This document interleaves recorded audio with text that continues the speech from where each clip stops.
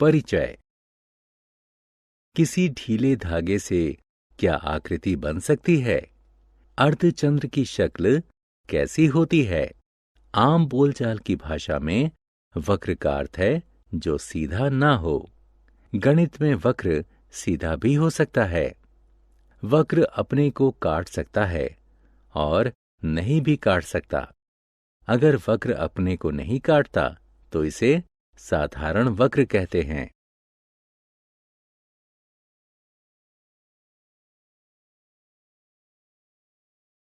उद्देश्य। इस पाठ के अंत में आप निम्न करने में सक्षम हो जाएंगे। वक्र को परिभाषित करना, बहुभुज और उसकी भुजाओं, शीर्ष और कर्ण रेखा का वर्णन करना, वृत्त की परिभाषा और वृत्त के हिस्सों का वर्णन करना।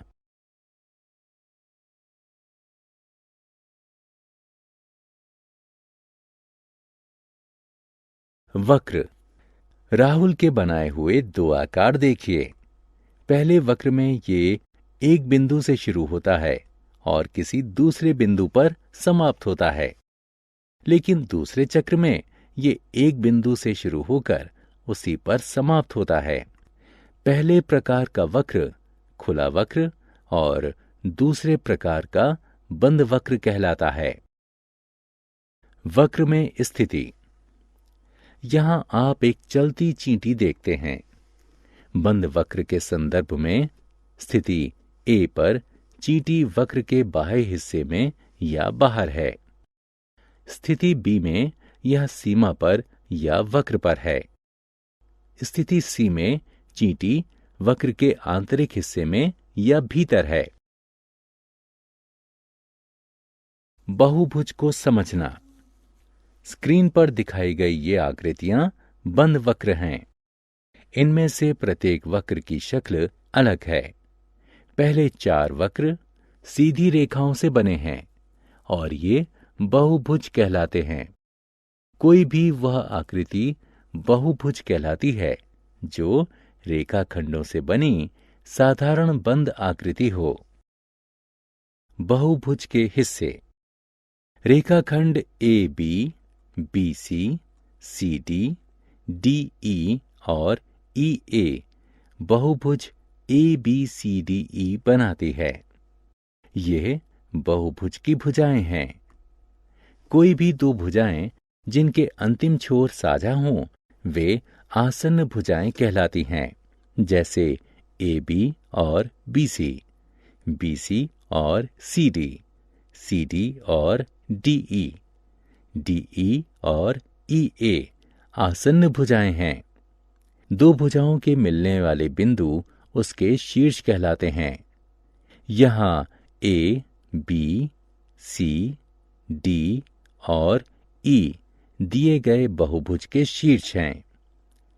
बहुभुज की उसी भुजा के अंतिम बिंदु आसन्न शीर्ष कहलाते हैं, जैसे ए और बी और सी और डी और ई और ए आसन्न शीर्ष हैं।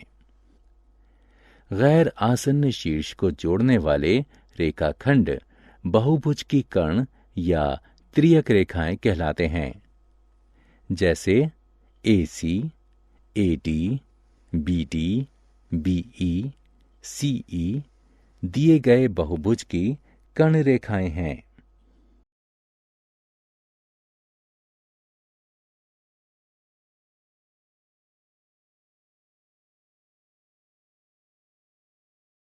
त्रिभुज।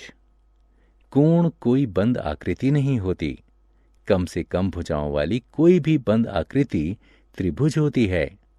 त्रिभुज में 3 भुजाएं, 3 शीर्ष और 3 कोण होते हैं।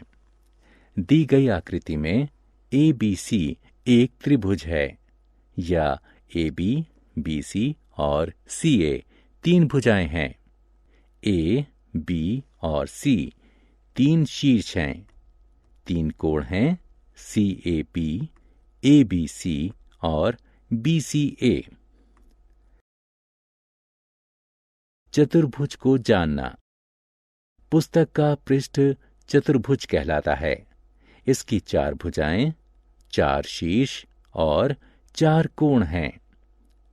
चतुर्भुज ABCD 4 भुजाएं हैं, AB, BC, CD और DA। भुजा AB और BC, BC और CD, CD और DA आसन्न भुजाएं हैं। AB और DC, BC और AD आमने सामने की भुजाएं हैं। चतुर्भुज ABCD के 4 शीर्ष हैं, A, B, C और D। इनमें A और C, B और D आमने सामने के शीर्ष हैं। चतुर्भुज के 4 कोण हैं, DAC कोण, ABC कोण, BCD कोण और CDA कोण।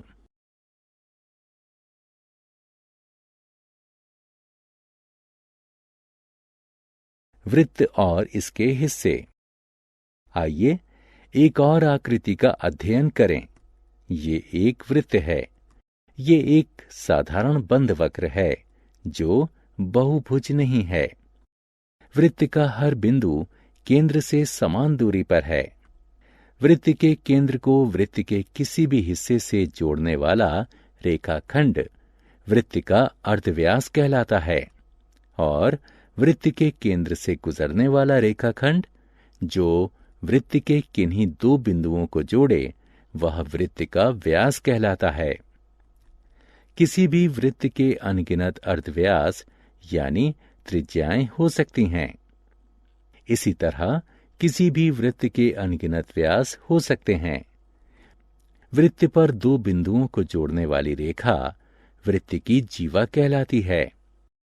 किसी भी बंद आकृति की तरह वृत्त का आंतरिक और बाहरी क्षेत्र होता है। वृत्त का आंतरिक क्षेत्र 2 त्रिज्याओं और वृत्त के चाप से घिरा हो सकता है। ये क्षेत्र वृत्त का त्रिज्य खंड कहलाता है। इसी प्रकार वृत्त का जो हिस्सा जीवा और गोलाई से घिरा होता है वह वृत्तखंड कहलाता है। वृत्त की सीमा उसकी परिधि कहलाती है। वृत्त के घेरे के चारों ओर का माप उसकी परिधि होती है।